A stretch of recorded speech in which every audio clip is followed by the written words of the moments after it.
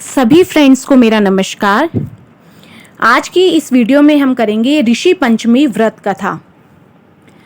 तो सबसे पहले श्री कृष्ण भगवान की जय, ऋषि पंचमी व्रत कथा की जय।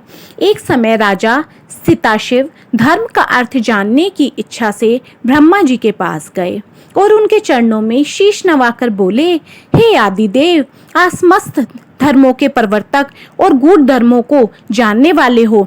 आपके श्रीमुख से धर्म चर्चा श्रवण कर मन को आत्मिक शांति मिलती है, भगवान के चरण कमलों में प्रीति बढ़ती है। वैसे तो आपने मुझे नाना प्रकार के व्रतों के बारे में उपदेश दिए हैं, अब मैं आपके मुखरविंद से उस श्रेष्ठ व्रत को सुनने की अभिलाषा रखता हूँ, जिसके करने से प्राणियों के समस्त पापों का नाश हो जाता है। राजा के वचन को सुनकर ब्रह्मा जी ने कहा, हे श्रेष्ठ, तुम्हारा प्रश्न अति उत्तम और धर्म में प्रीति बढ़ाने वाला है। मैं तुमको समस्त पापों को नष्ट करने वाला सर्वोत्तम व्रत के बारे में बताता हूँ। यह व्रत ऋषि पंचमी के नाम से जाना जाता है। इस व्रत को करने वाला प्राणी अपने समस्त पापों से सहज छुटकारा पा लेता है। ऋषि पंचमी व्रत कथा इस प्रकार है। विदर्भ देश में एक सदाचारी ब्राह्मण रहता था। उसकी पत्नी बड़ी पतिव्रता थी, जिसका नाम सुशीला था। उस ब्राह्मण के एक पुत्र और पुत्री, 2 संतान थी। विवाह योग्य होने पर उसने समान कुलशील वर्ग के साथ कन्या का विवाह कर दिया। दैव योग से कुछ दिनों बाद वह विधवा हो गई। दुखी ब्राह्मण दंपत्ति कन्या सहित गंगा तट पर कुटिया बनाकर रहने लगे।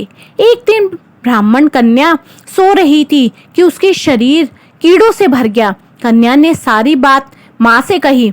माँ ने पति से सब कहते हुए पूछा, प्राणनाथ, मेरी साध्वी कन्या की यह गति होने का क्या कारण है?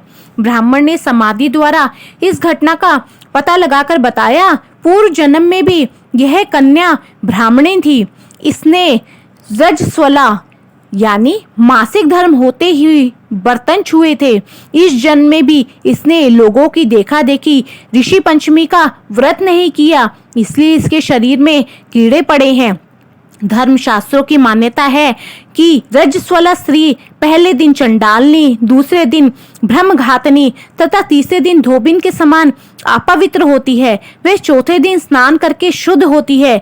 यदि यह शुद्ध मन से अब भी ऋषि पंचमी का व्रत करे तो इसके सारे दुख दूर हो जाएंगे और अगले जन्म में अटल सौभाग्य प्राप्त करेगी।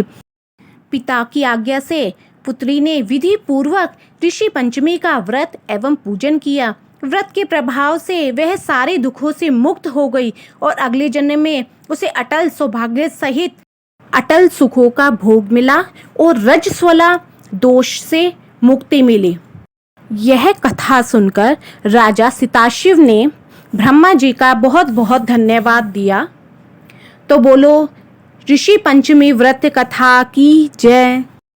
तो फ्रेंड्स, आपको मेरी ये वीडियो अच्छी लगी है तो मेरी वीडियो को लाइक, शेयर एंड सब्सक्राइब जरूर कीजिए। Thank you for watching. Bye.